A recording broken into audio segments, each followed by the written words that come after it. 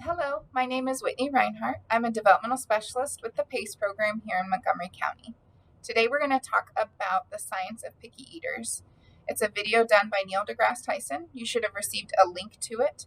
If you haven't had the time to watch that video, I definitely recommend taking a few minutes to watch it. It's really informative and helpful when it comes to trying to understand our little picky eaters. So we're going to kind of talk a little bit about what science is behind it, what the genetic aspect looks like. Science did discover that there is an actual gene for picky eaters. Some people are more likely to taste bitterness in foods, leading them to be picky eaters. Bitter foods can include things like broccoli, Brussels sprouts, and other vegetables and plants in that food group. Picky eating is not a choice. They can really taste a difference. So while you may have someone that you know that has a picky eating gene, they really can't control it. They're not trying to be hard-headed and stubborn about eating certain foods. They really know that certain ones just don't taste as good as others. Flavor of foods is affected by a few different things.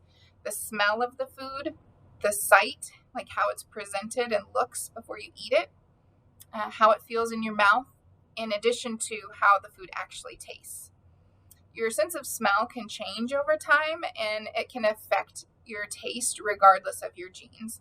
So some people may automatically reject a food based on how it smells, but then later, as their smell changes and develops, they might not be so aversive to it and might try it.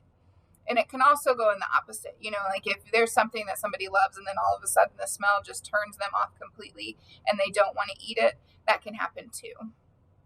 Children are, in general, just more likely to avoid bitter foods and be drawn to those sweet and fatty tastes, just like many of us adults are. And they're not trying to be aversive to these flavors. They just want to eat what tastes good. And as I said before, scientists have found a genetic component that is linked to that.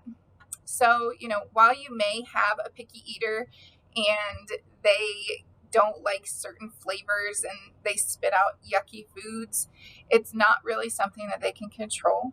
It's their body's way of defending themselves, and basically their body is telling them that it's poisonous and they need to reject it.